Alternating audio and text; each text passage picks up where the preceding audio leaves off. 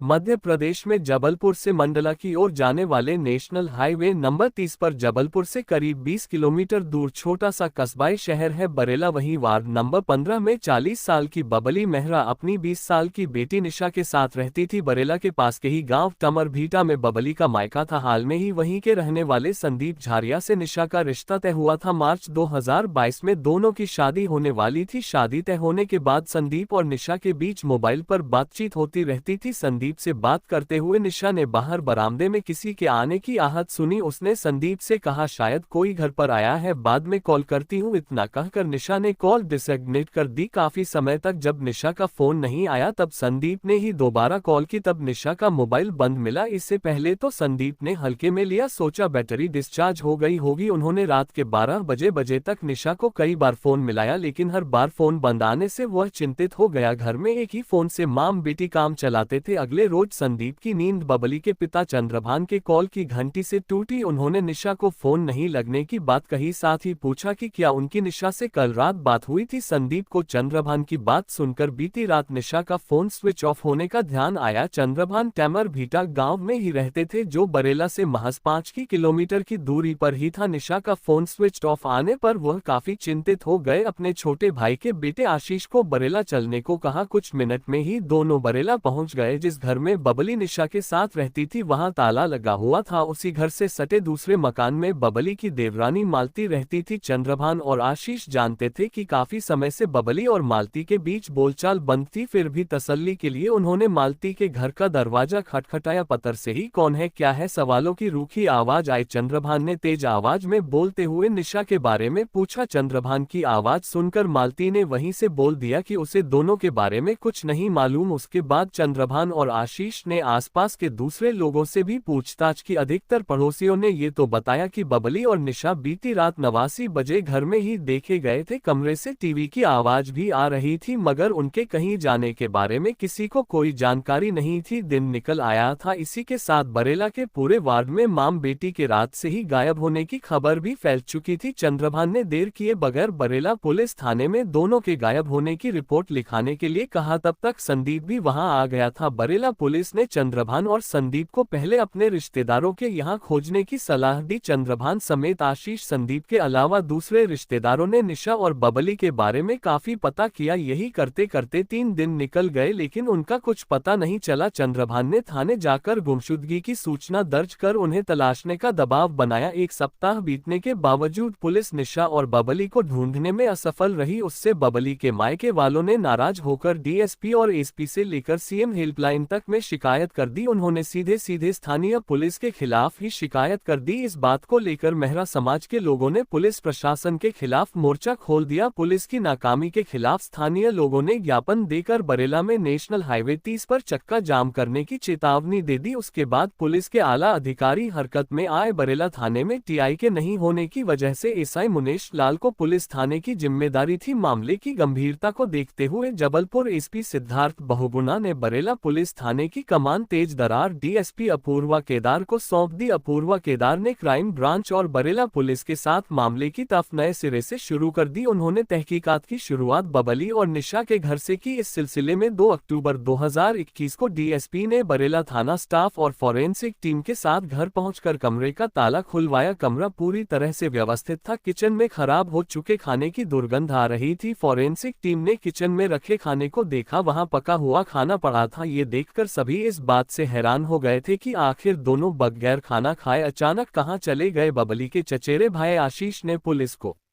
एक राज की बात बताए। उन्होंने कहा कि जिस दिन वह मालती से बबली और निशा के बारे में पूछने गए थे, तब मालती की बेटी ने उन्हें बताया था कि रात में संजू चाचा के साथ 2 लड़के आए थे। ये जानकारी पुलिस को एक महत्वपूर्ण कड़ी लगी। डीएसपी ने तत्काल सवाल किया, संजू कौन है? उन्हें मालूम हुआ कि इसका जवाब मालती ही दे सकती है। फिर क्या था? जांच की सुई मालती की ओर घूम गई। इस बारे में सीधे मालती से पूछताछ करने के बजाय पहले पास पड़ोस के लोगों से संजू के बारे में पता किया गया, जिसका पूरा नाम नाम संजू श्रीपाल था। वह दूसरी जगह का था लेकिन हमेशा इस मोहल्ले में आता रहता था। अधिकतर लोगों ने संजू के बारे में दबी जुबान से बताया कि मालती संजू के साथ अवैध संबंध थे, वह उसी से मिलने मोहल्ले में आता था। इस जानकारी के बाद पुलिस टीम मालती के पास जा पहुंची। पुलिस ने ये भी जानकारी लेने की कोशिश की कि करीबी रिश्तेदार होकर भी उनकी आपस में क्यों नहीं बनती थी। मालती ने भोली बनते हुए इतना भर कहा कि उनके विचार और व्यवहार पसंद नहीं थे, इसलिए उनसे बोलचाल बंद थी। संजू के बारे में पूछने पर मालती ने बताया कि वह उसके पति का दोस्त है। पति क्योंकि कामकाज के सिलसिले में हमेशा बाहर रहते हैं और ससुर काफी बुरे हैं, इसलिए संजू उसके पति के कहने पर परिवार का ध्यान रखता है। पुलिस के लिए मालती से हुई पूछताछ महत्वपूर्ण साबित हुई। उसी दौरान पुलिस टीम ने साइबर टीम की मदद से संजू और मालती के मोबाइल फोन की कॉल डिटेल्स निकलवा ली। पता चला कि पिछले 4 दिनों से दोनों के बीच घंटों बातचीत हुई थी। मुखबिर ने पुलिस को सूचना दी कि संजू अपने साथियों के साथ 3 अक्टूबर को मालती के घर गया था। डीएसपी अपूर्वा केदार ने सादे कपड़ों में एक महिला कांस्टेबल को मालती के घर तक भेजा। जब वह घर पर नहीं थी, उसने मालती की बड़ी बेटी से पूछताछ की। उससे पुलिस को चौंकाने वाली जानकारी हाथ लगी। मालती की बेटी ने बताया कि 27 सितंबर की रात उसके घर संजू चाचा के साथ 2 लड़के आए थे। मम्मी ने हमें खाना खिलाकर जल्दी सुला दिया था, लेकिन संजू चाचा और दोनों लड़के देर रात तक घर पर ही थे। सुबह सोकर उठने के बाद मैंने देखा कि बड़ी मम्मी बबली के घर पर ताला लगा था। मैंने सोचा बड़ी मम्मी निशा दीदी को लेकर नाना जी के घर पर गई होंगी। लापता माम बेटी के बारे में पुलिस को कई तरह की जानकारियां मिल गई थी, जिसके केंद्र में संजू और मालती ही थे। पुलिस को पूरा भरोसा हो गया था कि बबली और निशा को गायब करने में संजू और मालती का ही हाथ रहा होगा। पुलिस ने संदेह के आधार पर संजू और मालती को पूछताछ के लिए 4 अक्टूबर को सुबह 11 बजे थाने बुलाया। उन्हें घंटों थाने में बैठाकर रखा। उस दौरान उनकी बेचैनी, घबराहट वाली गतिविधियों पर नजर रखी गई। धीरे धीरे उन पर पुलिस की शक्ति बढ़ती चली गई। अकस्मात मालती के मुंह से निकल पड़ा, माँ बेटी जिंदा होंगी तभी मिलेंगी ना। मालती के ये कहते ही जांच टीम और सख्त हो गई। सीधे सवाल कर दिया, किस दुश्मनी के चलते तुमने दोनों को मरवा दिया। पुलिस की शक्ति के आगे संजू भी टूट गया। उसने बबली और निशा की हत्या कर लाश अपने गांव महगवा में कैनाल के किनारे दफनाने की बात कबूल कर ली। पुलिस पूछताछ में इस दोहरे हत्याकांड की जो कहानी सामने आए वह दिल दहलाने वाली थी। मध्य प्रदेश के जिला जबलपुर के बरेला कस्बे की भगत कॉलोनी में रहने वाली 40 साल की बबली मेहरा नगर के आंगनवाड़ी केंद्र में कार्यकर्ता के पद पर तैनात थी। उसकी शादी सन 2000 में बरेला निवासी पंचम लाल के बड़े बेटे नरेश मेहरा से हुई थी। अगले साल 2001 में निशा के जन्म के कुछ ही महीने के बाद पति नरेश की एक दुर्घटना में मौत हो गई थी। पंचम लाल का छोटा बेटा सुरेश राजमिस्त्री का काम करता था। उसकी शादी मालती के साथ हुई थी। उसके बाद उसने अपनी अलग गृहस्थ बसा ली थी। अपनी बेटी के भविष्य के सपने संजोए बबली अपने जीवन की गाड़ी खींच रही थी। वक्त के साथ निशा जवान हो गई थी और वह सालीवाड़ा गौर के कॉलेज से ग्रेजुएशन के अंतिम साल की पढ़ाई कर ही रही थी। उसके नाना ने शादी का रिश्ता तय कर दिया था। मालती गठीले बदन की खूबसूरत औरत थी। पंचम लाल के मकान में एक बड़ा दालान अर्थात बरामदा था। उसी से जुड़े 4 कमरे थे। दो कमरे के 2 हिस्सों में दोनों परिवार रहने लगे। बबली की देवरानी मालती का पति सुरेश अक्सर काम के सिलसिले में मंडला जिले में रहता था। महीनों तक अपने घर नहीं आता था। मालती अपनी 3 बेटियों और 76 साल के ससुर पंचमलाल के साथ बरेला में रहती थी। 30 साल की मालती देह सुख से वंचित रहती थी। करीब 5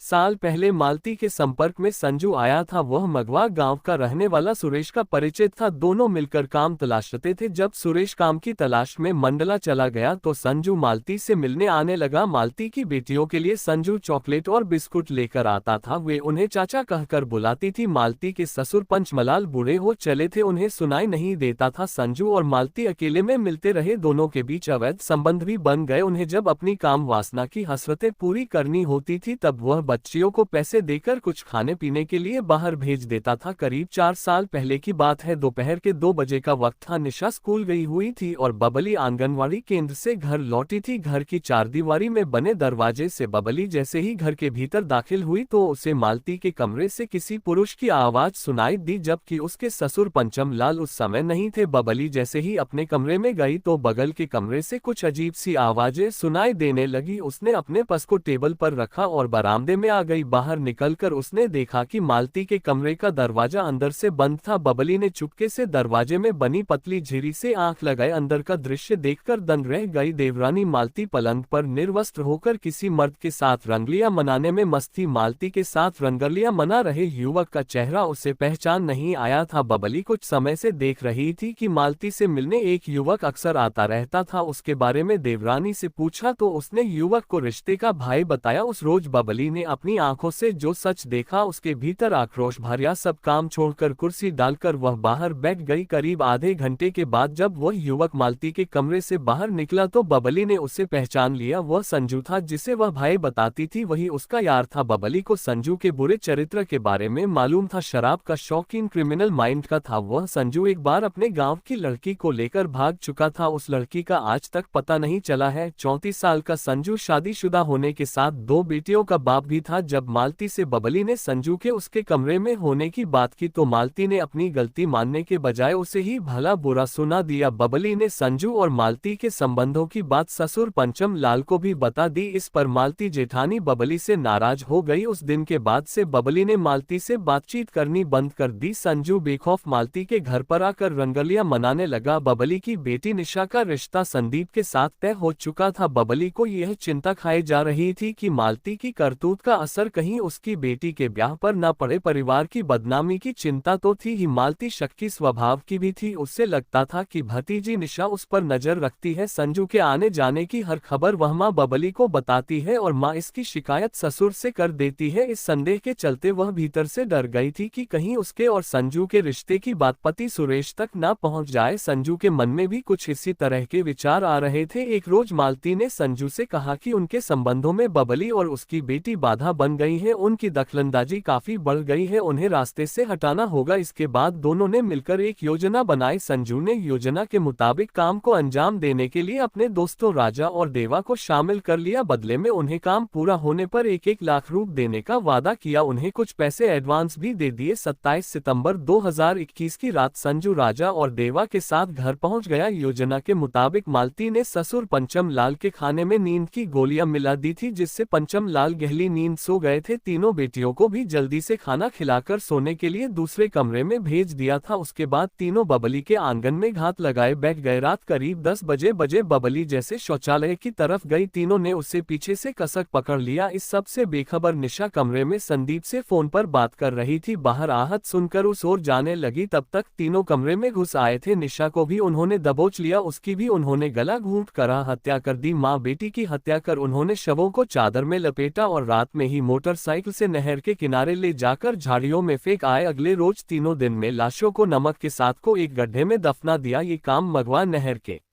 किनारे एकदम सुनसान इलाके में किया गया, जो मुख्य रोड से लगभग 800 मीटर अंदर की तरफ है। एसडीएम प्रमोद सिंह गुप्ता और तहसीलदार की उपस्थिति में पुलिस ने 4 मजदूरों की मदद से जब जमीन की खुदाई कराई तब लगभग 5 फीट गहरे गड्ढे में 2 लाशें मिली। दोनों लाशें ऊपर नीचे रखी हुई थी। उन पर काफी मात्रा में नमक डाली गई थी। ऊपर निशा की निर्वस्त्र लाश थी, उसके नीचे बबली की लाश थी। वह धंजन थी। बबली के गले में फीता बंधा था। घटना स्थल पर शवों की पहचान बबली और उसकी बेटी निशा के रूप में हुई। परिजनों और रिश्तेदारों के बयान दर्ज किए गए। लाशों का पोस्टमार्टम करवाने के बाद उनका अंतिम संस्कार करवाया। इस हत्याकांड में राजा और देवा की तलाश की गई, वे भी जल्द ही गिरफ्तार कर लिए गए। हत्या के आरोपियों को गिरफ्तार करने और मां बेटी मर्डर केस का पर्दाफाश करने में महत्वपूर्ण भूमिका निभाने वाले पुलिस कर्मियों की एसपी सिद्धार्थ बहुगुणा ने सराहना की। इतना ही नहीं, एसपी ने एसआई मुनेश कोल, रुखसार बानो, एसआई चैन सिंह धुर्वे, कांस्टेबल मनोज सूरज मिश्रा, तनवीर रिजवी, महेंद्र कुमार, सावित्री धुर्वे, प्रतिमा मिश्रा, जबलपुर क्राइम ब्रांच के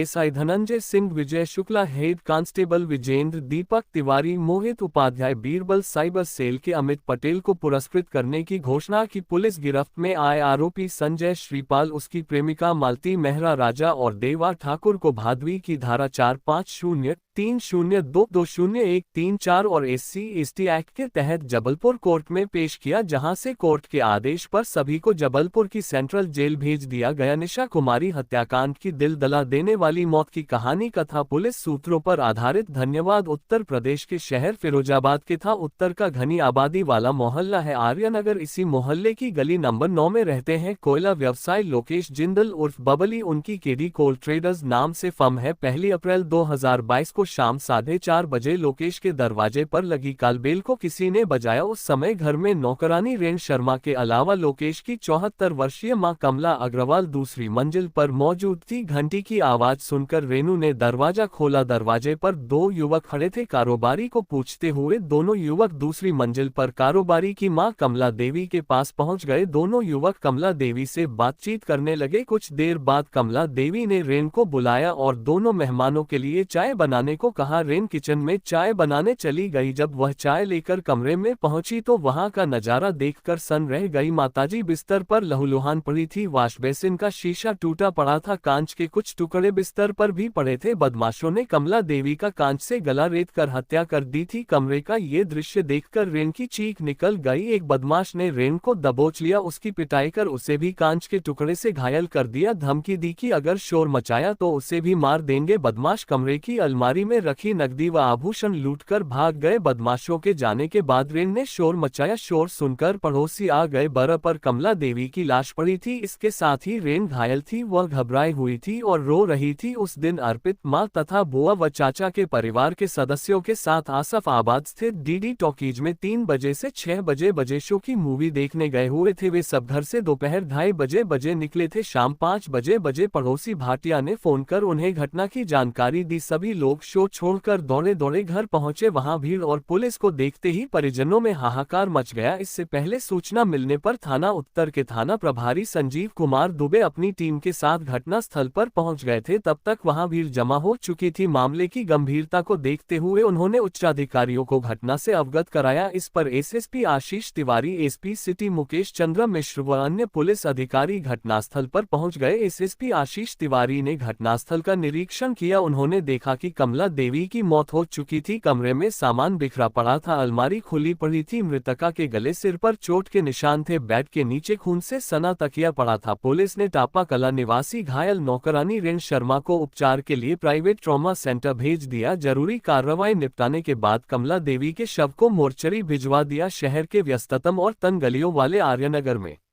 दिन दहाड़े दिल दहलाने वाली घटना से सनसनी फैल गई। लोगों के मन में इस बात को लेकर आक्रोश था कि घटनास्थल से थाना कुछ ही दूरी पर स्थित होने के बावजूद पुलिस सूचना देने के आधे घंटे बाद घटनास्थल पर आए गुस्साए लोगों को एसएसपी आशीष तिवारी ने भरोसा दिया कि इस जघन्य घटना का शीघ्र खुलासा कर दिया जाएगा। कोयला कारोबारी लोकेश जिंदल पिछले 15 दिनों से व्यापार के सिलसिले में गुवाहाटी गए हुए थे। घर पर उनकी पत्नी शोभा व बेटा अर्पित थे। अर्पित अपनी मां, चाचा व बुआ के परिवार के साथ मूवी देखने चला गया था। ऐसा लगता था कि वारदात को अंजाम देने वाले बदमाशों को पहले से घर की पूरी स्थिति का पता था। पुलिस समझ गई थी कि घटना को अंजाम परिचितों द्वारा ही दिया गया है। उपचार के बाद रेन से पुलिस ने पूछताछ की। रेन ने बताया कि वह युवकों को नहीं पहचानती। उसने पूरी घटना पुलिस को बताते हुए कहा, जब उसने दरवाजा खोला तो 2 लोग खड़े थे। लोकेश बाबूजी को पूछते हुए दोनों अंदर चले आए और सीधे दूसरी मंजिल पर कमरे में माताजी के पास बैठकर बातें करने लगे। इससे लगा कि वह घर वालों के परिचित है। इस तरह नौकरानी ने पूरी बात पुलिस को बता दी। कारोबारी की मां की हत्या व लूट की गुत्थी नौकरानी के बयानों से उलझ गई थी। जिस तरह से कमला देवी की हत्या की गई उससे यह बात समझ नहीं आ रही थी कि हथियारों ने वॉश बेसिन पर लगे शीशे को तोड़कर कांच से हत्या क्यों की। यदि वे हत्या व लूट करने ही आए थे तो अपने साथ कोई हथियार क्यों नहीं लाए। कमला देवी ने चाय बनाने को कहा तो जरूर वे परिचित ही होंगे। घटना के बाद कमला देवी के कमरे में पुलिस को कई हम सुराग मिले। इनमें नौकरानी रेन की चूड़ियां, चप्पल व कान के कुंडल आखिर वहां कैसे आ गए। रेन का कहना था कि बदमाशों द्वारा उसके साथ बुरी तरह मारपीट करने के दौरान ये सभी चीजें वहां गिर गई थी। नौकरानी के बयानों के हिसाब से पुलिस को साक्ष्य नहीं मिले। परिवार की महिलाओं ने बताया कि यहां से 6 किलोमीटर दूर आसफ आबाद स्थित भारत टॉकीज में परिवार के सदस्य मूवी द कश्मीर फाइल्स देखने गए थे। इस बात की जानकारी केवल रेनू व मां को थी। चाय के प्याले भी नहीं मिले। जिस बर्तन में रेनू द्वारा चाय बनाने की बात कही जा रही थी वह किचन में उसी जगह पर रखा मिला जहां घर वाले उसे छोड़कर गए थे। चाय बनाने के कोई सबूत भी नहीं दिखाई दे रहे थे। आसपास के लोगों ने भी 2 लोगों के बाइक से आने जाने की पुष्टि नहीं की। इन सब बातों के चलते पुलिस के संदेह की सुई नौकरानी पर भी घूम रही थी। परिवार की महिलाओं ने पुलिस से आरोपियों की गिरफ्तारी की मांग करते हुए न्याय की गुहार लगाई। पूछताछ के दौरान घर वालों ने बताया कि नौकरानी रेन उनके यहाँ स्थायी रूप से काम नहीं करती थी। नौकरानी को जरूरत पड़ने पर बुलाया जाता था, बीच बीच में वह अपनी मर्जी से आती जाती थी। शुक्रवार को सभी लोग पिक्चर देखने जा रहे थे, इसलिए मां की देखभाल के लिए उसे बुला लिया था। 3 माह पहले मां की बैकबोन का ऑपरेशन कराया गया था, तब से ज्यादातर समय वह बिस्तर पर ही गुजारती थी, लेकिन बेड के सहारे आसानी से चल फिर लेती थी। ऐसा लगता था कि वारदात को अंजाम देने वाले बदमाशों को पहले से ही घर की पूरी स्थिति का पता था कि 1 अप्रैल शुक्रवार को घर में कौन कौन था। एसएसपी आशीष तिवारी ने घटना के खुलासे के लिए फॉरेंसिक टीम को भी मौके पर बुला लिया। बदमाशों तक पहुंचने के लिए पुलिस ने क्षेत्र में लगे सीसीटीवी कैमरे खंगालने के साथ ही आसपास के लोगों से घटना के बारे में पूछताछ की। एसओजी के साथ ही 3 थानों की 5 पुलिस टीमें खुलासे के लिए गठित की। घटना की जानकारी मिलने पर सदर विधायक मनीष असीजा के साथ ही कई भाजपा नेता भी वहां पहुंच गए। विधायक ने परिजनों को ढांढस बंधाया। पुलिस टीम में शामिल हत्याकांड का पर्दाफाश करने वाली टीम में SP city Mukesh Kumar Mishra, CO city Harimohan Singh, थाना प्रभारी उत्तर संजीव कुमार दुबे, एसओजी प्रभारी रवि त्यागी, थाना प्रभारी दक्षिण रामेंद्र कुमार शुक्ला, थाना प्रभारी लाइन पार आजाद पाल, महिला थाना प्रभारी हेमलता, थाना प्रभारी रामगढ़ हरविंद्र मिश्रा शामिल थे। लोकेश जिंदल के मकान पर बदमाशों द्वारा दिन दहाड़े हत्या व लूट को अंजाम दिया गया था। वहां से एसपी सिटी मुकेश चंद्र मिश्र का कार्यालय व थाना उत्तर करीब 500 मीटर की दूरी पर है। वहीं नगर विधायक मनीष असीजा का आवास महज 150 मीटर व शिकोहाबाद विधायक मुकेश वर्मा का आवास मात्र 50 मीटर दूर है। इसके बाद भी बदमाश बेखौफ होकर वारदात को अंजाम देकर साफ निकल गए। पुलिस को की भनक तक नहीं लगी। मामला लोकेश जिंदल की तहरीर पर दर्ज कर लिया गया। सीसीटीवी फुटेज खंगालने के बाद भी पुलिस के हाथ खाली थे। पुलिस को अगर उम्मीद थी तो नौकरानी रेन शर्मा से ही थी, वही मौके की प्रत्यक्षदर्शी थी, वही बदमाशों के हुलिया की सही जानकारी दे सकती थी जिससे बदमाश पुलिस की गिरफ्त में आ सकते थे। पुलिस ने रेन को विश्वास में लेकर उससे बदमाशों के बारे में गहनता से पूछताछ की। पुलिस ने उसे न्याय दिलाने का भरोसा दिलाया। तब रेन ने पुलिस को सारी घटना बता दी। तब पुलिस ने बिना देरी किए रात में ही लोहिया नगर से तरुण गोयल को गिरफ्तार कर लिया। दूसरे दिन 2 अप्रैल को एसएसपी आशीष तिवारी ने प्रेस कॉन्फ्रेंस बुलाकर आर्यनगर में हुई हत्या व लूट की घटना का पर्दाफाश करते हुए जानकारी दी कि कर्ज में डूबे रिश्तेदार ने ही हत्या व लूट की घटना को अंजाम दिया था। बदमाश एक ही था, वह भी कोई बाहरी व्यक्ति न होकर मृतका की बेटी का दामाद था। दामाद होने के कारण उसका घर आना जाना था, उसे सभी सम्मान देते थे। नौकरानी रेन शर्मा उससे अच्छी तरह परिचित थी। पुलिस ने हत्यारोपी को गिरफ्तार करने के साथ ही उसके कब्जे से लूटे गए 7,620 तथा ज्वेलरी जिसमें सोने की 4 चूड़ियां, कानों के टॉप्स, 2 अंगूठियां, चांदी के नोट के साथ अला कत्ल पेचकस भी बरामद कर लिया। आरोपी ने अपना जुर्म कबूल कर लिया था। कमला देवी की हत्या लूट के उद्देश्य से की गई थी। पुलिस को वारदात के 12 घंटे बाद ही आरोपी को गिरफ्तार करने में सफलता मिल गई थी। हत्या व लूट की वारदात को तरुण गोयल ने अंजाम दिया था। वह मूल रूप से मेरठ के सदर बाजार थाना क्षेत्र के बंगला एरिया के मकान नंबर 195 का निवासी है। तरुण मृतका कमला देवी की बेटी रंजना उर्फ पिंकी का दामाद है। वह मेरठ में सैनिटरी का काम करता था। उसका अच्छा कारोबार था। परिजनों के अनुसार क्रिकेट मैचों पर ऑनलाइन सट्टा खेलने के कारण उस पर 5,060 लाख रुपए का कर्ज हो गया था। तब वह लॉकडाउन में भागकर फिरोजाबाद आ गया था। वह फिरोजाबाद के थाना उत्तर के लोहिया नगर की गली नंबर 2 में घर अजमाई बनकर रहने लगा था। यहाँ रहकर वह सैनिटरी का काम करता था। तरुण को पता चला कि उसके और नानी सास के परिजन शुक्रवार को एक साथ फिल्म देखने गए हैं और नानी सास ही घर पर अकेली है। उसकी नजर नानी सास कमला देवी के रुपयों व आभूषणों पर थी। उसे पता था कि लोकेश का कोयले का बड़ा व्यवसाय है। उसने सुनियोजित षड्यंत्र रचा और 1 अप्रैल 2022 की शाम 4:30 बजे वह आर्यनगर में उनके घर पर पहुंच गया। घंटी बजाने पर रेन ने दरवाजा खोल दिया। घर पर नौकरानी रेन को देखकर उसे अपनी योजना पर पानी फिरते दिखा, लेकिन लालच के चलते वह खुद को रोक नहीं सका। दूसरी मंजिल पर वह सीधे कमला देवी देवी के कमरे में पहुंचा। उस समय कमला देवी सो रही थी। तरुण ने जैसे ही कमरे में रखी अलमारी खोली, आहट सुनकर कमला देवी जाग गई। इस पर कमला देवी ने टोका, तभी तरुण ने में रखे पेचकस से उनके सिर पर वार किया। शोर मचाने पर तरुण ने वॉश बेसिन के शीशे को तोड़ दिया और उसके कांच से कमला देवी का गला रेत दिया। आवाज सुनकर रेन कमरे में आ गई। तरुण ने उसे दबोच लिया और मारपीट करते हुए कांच से उसके शरीर पर वार किए। तरुण ने रेन की हत्या करने के लिए उसके गले में शीशा फंसा दिया, मगर रेन गिड़गिड़ा आए और पेट में पल रहे बच्चे की दुहाई वराज किसी को ना बताने की बात कहकर अपनी जान बचाए। आरोपी ने को धमकी देते हुए कहा कि वह घर में 2 बदमाशों के आने की कहानी सभी को बताए, लेकिन उसका नाम हरगिज अपनी जुबान पर ना लाए वरना अंजाम बुरा होगा। इसके बाद अलमारी से नकदी व जेवर लूटकर भाग गया। रेन ने घटना के बाद हत्यारे द्वारा दी गई धमकी को ध्यान में रखते हुए वैसा ही किया। वह पुलिस को घुमा रही, इससे पुलिस का शक उसी पर बढ़ता गया। कई घंटे की पूछताछ के बाद आखिर रेन ने सारा भेद खोल दिया। हत्याकांड के बाद तरुण खून लगे कपड़े बदलने के लिए अपने घर गया, कपड़े बदले। इसके बाद थाना उत्तर से पुलिस को बुलाने की बात पर वह स्वयं अपनी बाइक से थाने पहुंचा और घटना की जानकारी दी। वारदात के बाद वह लगातार घटना स्थल पर ही रहा ताकि घटना पर नजर रख सके। उसे पता था कि नौकरानी रेन उसके खिलाफ कुछ नहीं बोलेगी और वह बच निकलेगा। पुलिस द्वारा नानी सास की हत्या कर उनके यहाँ लूट करने वाले बेटी के दामाद तरुण गोयल को जब जेल ले जाया जा रहा था, तब पत्रकारों ने उससे प्रश्न किया कि जब नौकरानी रेन शर्मा तुम्हें अच्छी तरह जानती थी, तब तुमने उस चश्मदीद गवाह को क्यों छोड़ दिया था। इस पर तरुण ने कहा कि रेन ने गर्भवती होने की